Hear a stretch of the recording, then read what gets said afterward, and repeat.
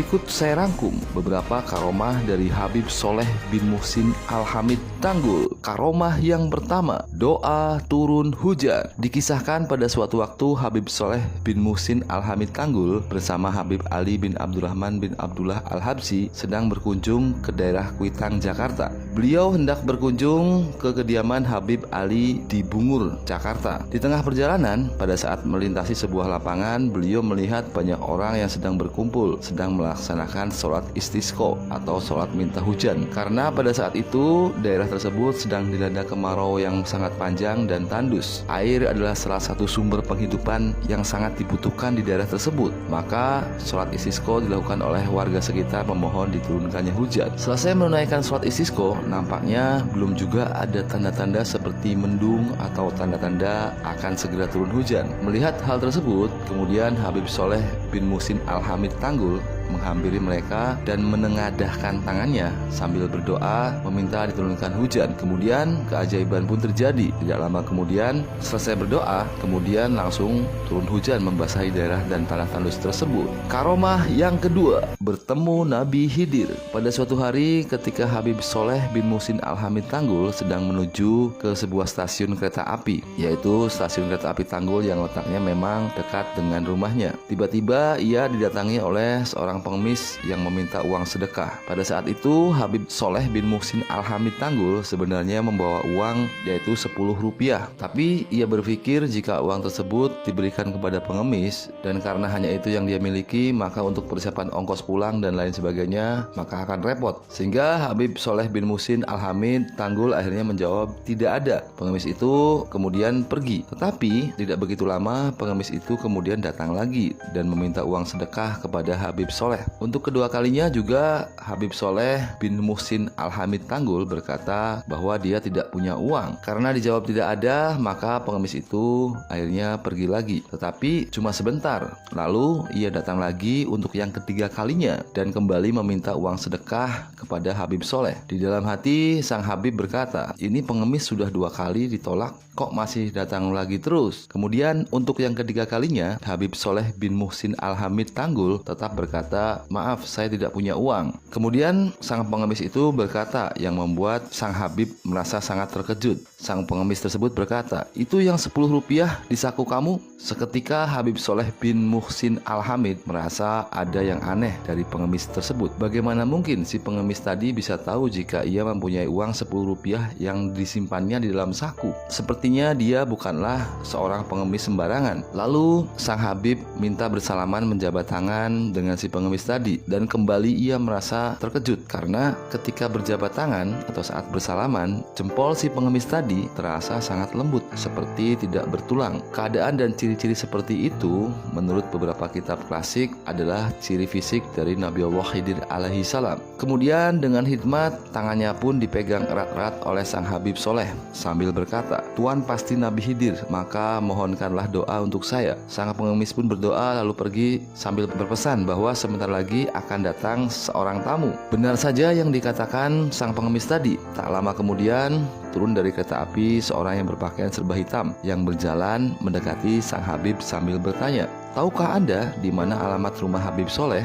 Sang Habib yang merasa tidak mengenal orang tersebut dan karena pada saat itu di sekitar sana tidak ada yang namanya Habib Soleh, maka dijawab tidak ada. Karena orang itu terus bertanya harus ada, maka Habib Soleh bin Muhsin Al-Hamid Tanggul menjawab, di daerah sini tidak ada yang namanya Habib Soleh, yang ada orang bernama Soleh. Ya saya sendiri ini orangnya. Kalau begitu Andalah yang saya cari, jawab orang itu sembari pergi begitu saja. Hal ini membuat Habib Soleh merasa kebingungan karena hari itu bertemu dengan banyak orang yang aneh. Kalau orang yang berpakaian serba hitam itu mau bertemu dengannya, tentunya akan menyampaikan maksud dan tujuannya, bukan malah pergi begitu saja. Namun sejak kisah itu, akhirnya rumah Habib Soleh selalu ramai dikunjungi oleh banyak orang yang meminta air doa, ada yang meminta kesembuhan, ada yang meminta keberkahan, ada yang meminta pengasihan, ada yang meminta naik pangkat, dan lain sebagainya. Para tamu yang berdatangan ke rumah Habib Soleh tersebut ternyata tidak hanya dari daerah sekitar, tetapi juga juga ada yang dari luar negeri, bahkan ada yang dari Belanda, Swiss,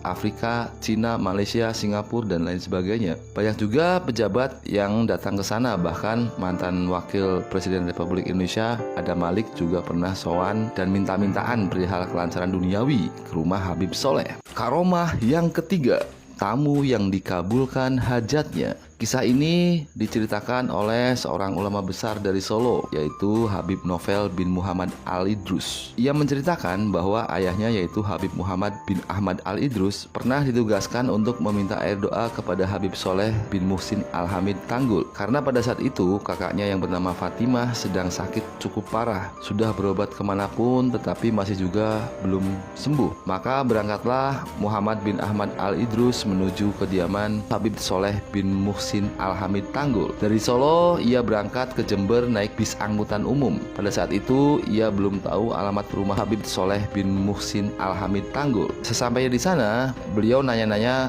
ke penduduk sekitar, akhirnya sampai juga ke tempat tujuan, yaitu di rumah Habib Soleh bin Muhsin Al-Hamid Tanggul. Begitu sampai di kediaman Habib Soleh Tanggul, ia melihat antrian tamu yang sangat banyak sekali, yang sama juga ingin bertemu dengan Habib Soleh, yang mereka semua punya hajat dan keinginan dan keperluan dengan harapan meminta doa keberkahan dari sang waliullah Habib Soleh agar bisa dikabulkan semua hajat dan keinginan mereka. Habib Muhammad bin Ahmad Al-Idrus pun akhirnya menyapa salah seorang tamu yang berada di sana. "Maaf Pak, yang manakah yang namanya Habib Soleh?" Karena ternyata Habib Muhammad bin Ahmad Al-Idrus belum pernah tahu atau bahkan belum pernah kenal sebelumnya dengan Habib Soleh. Kemudian dijawab oleh tamu tadi, "Itu Pak yang ada di sana," sambil menunjuk ke arah salah satu orang. "Bapak sudah lama menunggu di sini." Lalu sang tamu itu menjawab, "Saya sudah 3 hari menunggu di tempat ini, tetapi belum juga dipanggil atau disapa sedikit pun oleh Habib Soleh." Habib Muhammad bin Ahmad Al-Idrus terdiam mendengar jawaban tersebut. Hatinya berpikir, kalau yang sudah 3 hari menunggu saja belum juga ditemui, apalagi saya yang baru datang. Niscaya bisa jadi saya akan menunggu di sini sangat lama, karena antrian orang yang mau bertemu dengan Habib sangat banyak.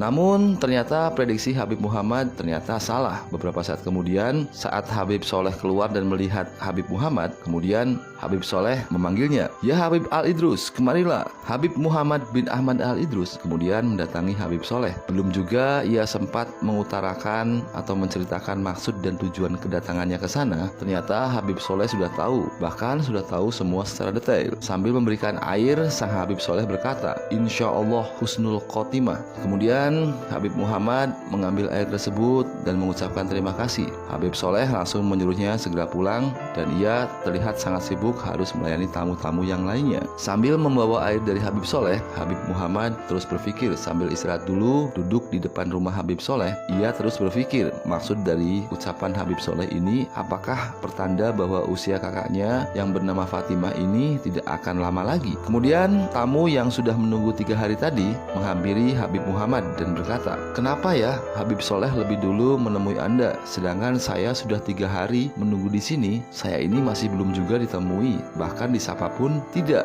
Habib Muhammad bin Ahmad Al-Idrus mencoba menghibur tamu tadi sembari berkata, "Sabar Pak, insya Allah Bapak juga akan ditemui oleh beliau. Maaf kalau boleh tahu ada maksud dan hajat apa Bapak ingin bertemu dengan Habib Soleh?" tanya Habib Muhammad kepada tamu tersebut. Sang tamu menjawab, "Saya ini orang susah, sedang terbelit masalah ekonomi. Kontrakan rumah saya sudah habis, mau bayar uang kontrakan, namun saya tidak punya uang. Saya sudah cari pekerjaan, namun juga nggak dapat-dapat. Bahkan mau hutang ke orang pun saya tidak dapat. Akhirnya saya kesini ingin meminta doa dari Habib Soleh agar ada solusi terkait masalah ekonomi yang saya hadapi ini." Selesai bercerita tentang masalah yang dialaminya, tiba-tiba ada tamu pejabat pakai mobil yang mewah pada zamannya, yaitu pada zaman dulu, datang menemui Habib Soleh dan memberikan kantong plastik yang penuh dengan uang yang sangat banyak. Lalu Habib Soleh menerima uang tersebut dengan senang dan memanggil tamu yang sudah 3 hari menunggu di rumahnya tadi. Belum juga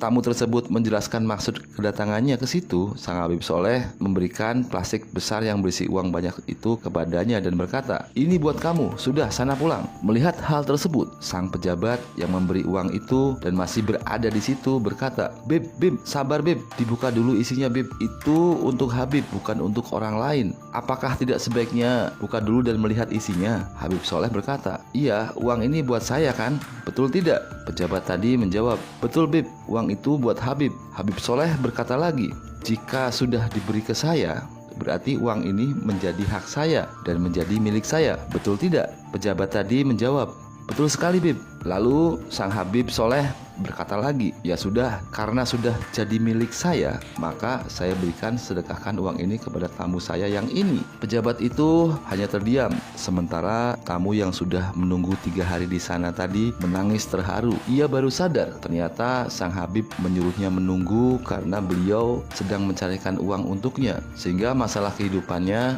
khususnya masalah ekonominya, bisa terselesaikan. Bahkan karena banyaknya uang tersebut bisa juga digunakan oleh dia untuk bekal usaha. Habib Muhammad bin Ahmad Al-Idrus yang melihat hal tersebut secara langsung, kejadian yang penuh dengan makna dan hikmah tersebut, benar-benar merasa sangat kagum dengan karomah sang waliullah Habib Soleh bin Muhsin Al-Hamid Tanggul. Kemudian dia pulang ke Solo dan memberikan air dari Habib Soleh itu kepada kakaknya yang bernama Fatimah yang sedang sakit tadi. Dan benar saja prediksi dari Habib Soleh benar-benar terbukti. Tidak lama kemudian setelah itu sang kakak dipanggil Allah Subhanahu wa Ta'ala dalam keadaan husnul khotimah. Karomah yang keempat, mengembalikan bulpen sang jenderal. Dikisahkan ada seorang jenderal yang konon pernah mendapat hadiah berupa bulpen dari Presiden Amerika pada saat itu, yaitu D. Eisenhower. Suatu ketika bulpen itu raib hilang saat dibawa oleh ajudannya yang pada saat itu sedang pergi belanja ke pasar. Karena nilai dari bulpen tersebut sangatlah berarti bagi sang jenderal yang menjadi sebuah kebanggaannya, maka hal tersebut membuat sang jenderal murka dan tidak mau tahu bagaimana caranya. Yang penting bulpen itu harus bisa segera diketemukan. Sang ajudan merasa sangat panik, kalang kabut. Dia menyisiri pasar tersebut, siapa tahu bulpen itu terjatuh dan masih bisa diketemukan. Setelah menyisiri sekian lama setiap sudut pasar tersebut, namun ternyata bulpen tersebut tidak juga bisa ditemukan. Akhirnya ia mendapat saran dari salah seorang kenalannya agar meminta bantuan ke Habib Soleh bin Muhsin Al-Hamid Tanggul. Tanpa berpikir panjang, berangkatlah sang ajudan jenderal ini menuju ke kediaman Habib Soleh di daerah Tanggul, Jember, Jawa Timur. Sesampainya di sana, Habib Soleh menyuruh ajudan jenderal ini mencari ke pasar Tanggul, yaitu pasar terdekat di daerah situ. Bulpen ini hilangnya di pasar yang lain. Kenapa harus mencarinya di pasar Tanggul? Sekalipun aneh, namun akhirnya dituruti juga petunjuk dari sang Habib Soleh. Dan benar saja ajudan jenderal ini lalu menyusuri seluruh tempat di pasar Tanggul. Ternyata bulpen itu tidak juga diketemukan. Ya jelas tidak akan diketemukan karena saat hilang bulpen tersebut bukanlah di pasar Tanggul tetapi di pasar yang lain. Kemudian sang ajudan jenderal ini datang kembali kepada Habib Soleh dan menceritakan bahwa sudah dicari ke sana sini di sekitar pasar Tanggul, namun tidak juga ditemukan bulpen yang dicari. Habib Soleh menyuruh mencarinya lagi dan tetap saja lagi-lagi tidak ditemukan. Sampai beberapa kali Habib Soleh menyuruhnya bolak-balik, namun tetap saja tidak bisa diketemukan. Kemudian Habib Soleh masuk ke dalam kamarnya dan tidak lama kemudian keluar dengan menjulurkan sebuah pulpen. Apa seperti inikah pulpen itu? Sang ajudan jenderal tertegun. Ternyata itulah pulpen sang jenderal yang sudah pindah ke genggaman copet. Bagaimana pulpen itu bisa ada di tangan Habib Soleh bin Muhsin Al-Hamid Tanggul? Ini adalah sebuah karomah dari sang waliullah. Karomah yang kelima, ilmu mahabbah dan pengasihan tingkat tinggi. Dikisahkan suatu hari Habib Soleh bin Muhsin Al-Hamid Tanggul kedatangan tamu seorang wanita dari luar negeri, yaitu dari Swiss. Wanita Swiss tersebut sebelumnya bermimpi yang sangat aneh. Di dalam mimpinya dia bertemu dengan seseorang, kemudian orang tersebut memperkenalkan dirinya bernama Habib Soleh dari Tanggul, Jember, Indonesia. Tanpa berpikir panjang, si wanita Swiss ini yang ternyata sedang dalam keadaan galau karena sedang menghadapi persoalan hidup yang sangat rumit, akhirnya menuruti bisikan hatinya dan langsung berangkat terbang datang dari Swiss menuju ke Indonesia, ke daerah Tanggul, sebuah tempat yang namanya sangatlah asing baginya. Di dalam mimpinya itu, sang Habib Soleh dapat menyelesaikan semua persoalan yang ia hadapi. Itulah yang membuat penasaran dan ingin segera mencari tahu dan menemui Habib seperti yang dimaksud di dalam mimpinya tersebut. Setibanya di Bandara Soekarno-Hatta, ia pun tidak mendapatkan kesulitan yang berarti dalam mencari Habib Soleh, karena setelah bertanya ke beberapa orang petugas yang ada di bandara, ternyata nama Habib Soleh Tanggul sangatlah terkenal dan memang sudah banyak orang yang tahu. Ternyata salah satu petugas yang ada di sana tahu dan bersedia mengantarkan ke rumah sang Habib. Setibanya di rumah Habib Soleh, wanita Swiss ini sangat terkejut. Ternyata ia benar-benar melihat wajah yang benar-benar sama persis dengan apa yang ia lihat di dalam mimpinya. Tidak lain dan tidak bukan, dialah Habib Soleh bin Muhsin Al-Hamid Tanggul. Pada saat itu kebetulan sedang banyak tamu di rumah beliau. Setelah memperkenalkan diri, tak lama kemudian ia disuruh masuk dan berganti pakaian yang lebih sopan, apalagi hendak bertemu dengan ulama besar. Setelah itu wanita Swiss ini menceritakan maksud kedatangannya, bahwa 4 hari lagi ia akan menikah dengan seorang pria yang ia cintai. Tetapi ternyata kekasihnya tersebut digait oleh seorang perempuan lain. Ia merasa galau dan bingung karena rencana pernikahan mereka pun bisa jadi akan batal. Wanita Swiss yang beragama non-muslim ini meminta kepada Habib Soleh agar bagaimana caranya bisa membuat kekasihnya ini kembali kepadanya dan menjauhi pacarnya yang baru. Mungkin maksudnya adalah meminta sejenis ilmu wahabah atau ilmu pengasihan atau ilmu pelet atau jalan goyang barangkali, seperti itu. Wanita Swiss ini bertemu dengan Habib Soleh cuma sebentar saja, karena setelah itu sang Habib menyuruhnya segera kembali pulang ke Swiss dan berkata, "Baiklah, sekarang segeralah kamu pulang kembali ke Swiss. Nanti setibanya di sana, insya Allah calon suamimu akan menangis di depan pintu rumahmu sambil mengakui semua kesalahannya dan memohon maaf kepadamu dan meminta untuk balikan lagi." Wanita Swiss ini merasa sangat senang mendengar ucapan Habib Soleh, karena ada sedikit harapan yang tadinya membuat dia berputus asa. Sekarang sudah muncullah harapan yang baru. Tanpa banyak tanya lagi, wanita itu permisi pulang dan kembali ke negaranya di Swiss. Waktu terus berlalu. Beberapa bulan kemudian, akhirnya wanita Swiss tersebut datang kembali ke tanah air Indonesia untuk menemui Habib Soleh. Namun kali ini dengan keadaan yang berbeda, bukan dengan keadaan yang galau seperti dulu lagi. Ternyata apa yang dikatakan oleh Habib Soleh padanya pada saat itu benar-benar terjadi dan menjadi nyata. Pacarnya yang telah kembali kepadanya dan kini mereka telah menikah, hidup penuh cinta dan bahagia sebagai sepasang suami istri. Wanita Swiss ini datang menemui Habib Soleh dan mengucapkan banyak terima kasih. Dia merasa sangat senang dan menawarkan kepada Habib Soleh mau minta apa darinya. Semuanya, apapun itu akan ia penuhi. Sekalipun sang Habib meminta uang yang banyak atau harta yang melimpah sekalipun akan dipenuhi. Tetapi sebagai seorang waliullah, Habib Soleh tidak mengharapkan imbalan harta apapun, karena apapun yang dia lakukan ikhlas tulus karena Allah Subhanahu wa taala. Lalu sang Habib berkata, "Hanya saja kalau boleh saya meminta dan tidak ada sama sekali paksaan. Itu pun kalau kamu tidak keberatan dan jika kamu berkenan, saya meminta kamu memeluk agama Islam." Alhamdulillah, dengan penuh kesadaran serta keikhlasan, wanita tersebut beserta suaminya memeluk agama Islam. Barakallah. Karomah yang keenam, membantu pejabat Adam Malik dan Alwi Shihab. Dikisahkan pada saat Adam Malik atau mantan Menteri Luar Negeri Republik Indonesia pada saat itu masih menjabat menjadi kepala kantor berita Antara. Suatu saat lewat lembaga yang dipimpinnya, yaitu kantor berita Antara, beliau memberitakan keterlibatan Menteri Luar Negeri Subandrio yang saat itu dikenal sebagai tokoh berpaham komunis. Dan berita yang dimuat membuat Subandrio dan kaki tangannya merasa gerah karena ia merasa disudutkan. Maka ia murka kepada Adam Malik. Adam Malik pun merasa sangat ketakutan dan berusaha mencari perlindungan demi keamanan dan keselamatannya. Maka Adam Malik merapat ke rumah Habib Soleh Al-Hamid di Tanggul, Jember, Jawa Timur. Adam Malik menceritakan latar belakang persoalannya dan bagaimana kisahnya. Mendengar pengaduan itu, Habib Soleh Tanggul hanya tersenyum dan beliau berkata, "Jangan takut, nanti kamu akan menggantikan kedudukannya." Seiring waktu berjalan, Adam Malik mendapatkan keamanan dan keselamatan. Dan sesuai dengan ramalan dari Habib Soleh, ternyata saat Soeharto menjabat sebagai presiden, giliran Adam Malik yang menjadi menteri luar negerinya, tepat seperti apa yang diramalkan oleh Habib Soleh. Kisah yang hampir sama juga dialami oleh Alwi Shihab yang merupakan mantan menteri luar negeri di era Presiden Gus Dur. Alwi Shihab diantar ayahnya datang ke rumah Habib Soleh Tanggul. Keperluannya adalah meminta doa restu untuk belajar ke luar negeri. Tujuannya adalah kuliah ke Amerika di Harvard University. Pada saat itu, Alwi Shihab menceritakan masalah dan keluh kesahnya. Antara lain, ia tidak punya biaya yang cukup untuk mengurus visa dan paspor. Mendengar keluhan Alwi Shihab, Habib Soleh Tanggul menyuruh agar Alwi Shihab melakukan ritual dengan mandi di kedua sumur yang terdapat di sekitar tempat tinggalnya. Alwi Shihab pun mengikuti saran sang Habib dan mandi di dua sumur tersebut. Kemudian Habib Soleh Tanggul memberikan petunjuk agar Alwi Shihab datang ke kediaman Adam Malik yang saat itu sedang menjabat sebagai Menteri Luar Negeri. Menemui pejabat pada zaman sekarang atau zaman dulu adalah hal yang sangat sulit. Maka Alwi Shihab mengatakan kekhawatirannya tidak bisa menemui pejabat Adam Malik karena ia hanya rakyat biasa. Bagaimana bisa ia bertemu dengan seorang menteri luar negeri sekelas Adam Malik? Kemudian Habib Soleh memberikan surat rujukan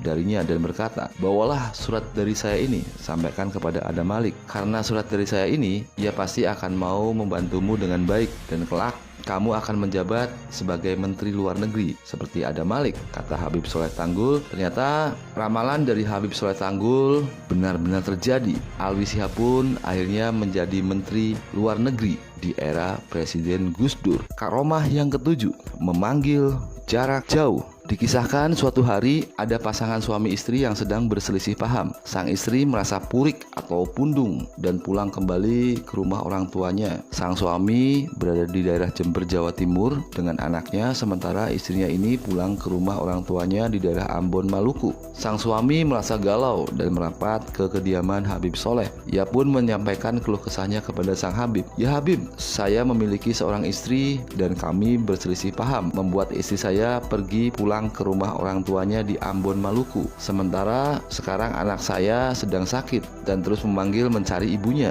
Beberapa kali saya telepon istri saya namun tidak juga diangkat. Tolonglah bagaimana caranya agar istri saya bisa kembali pulang. Kemudian Habib Soleh berkata, ya sudah, sekarang kamu buka pintu dan keluarlah di depan rumah saya itu. Kemudian berteriaklah panggil nama istrimu dan cepat suruh pulang. Kemudian tanpa berpikir banyak dan tanpa berpikir bagaimana korelasinya, maka sang suami ini pergi keluar ke depan rumah Habib Soleh dan berteriak memanggil nama istrinya agar cepat pulang. Warga yang pada saat itu melihatnya tentunya akan berpikir bahwa orang ini sudah gila atau kenapa teriak memanggil istrinya agar pulang.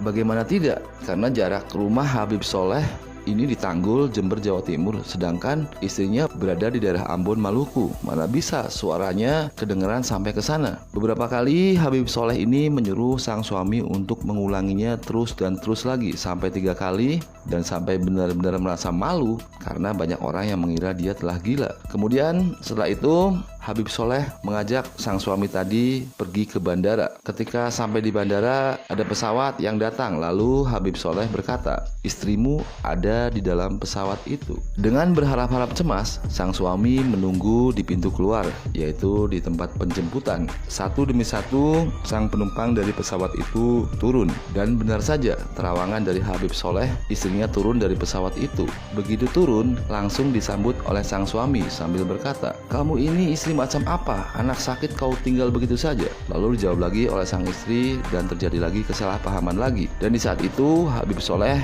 langsung datang dan menengahi mereka berdua sambil berkata, wahai kalian berdua, dengarkanlah, kalau sampai kalian berdua masih berselisih paham terus, maka anak kalian akan wafat. Mendengar ucapan waliullah Habib Soleh ini, maka pasangan suami istri pun merasa takut dan akhirnya baikan dan mereka pun berdamai. Kemudian sang suami bertanya, bagaimana ceritanya kau bisa kembali pulang? Sang istri pun menjawab, ketika saya sedang berada di Ambon dan sedang bersantai, tiba-tiba saya mendengar ada suara suruh saya cepat pulang. Saya mendengarkan lagi dan suara itu semakin jelas menyuruh saya cepat pulang. Dan setelah itu perasaan hati saya menjadi resah dan gelisah. Hati saya tidak tenang, makanya saya segera pesan tiket dan kembali pulang. Ternyata saat sang suami berteriak di daerah Jember, Jawa Timur dengan menyebut nama istrinya untuk segera pulang, suara itu didengar dengan sangat jelas oleh istrinya yang berada di daerah Ambon, Maluku. Dan ini benar-benar hal yang tidak masuk akal logika,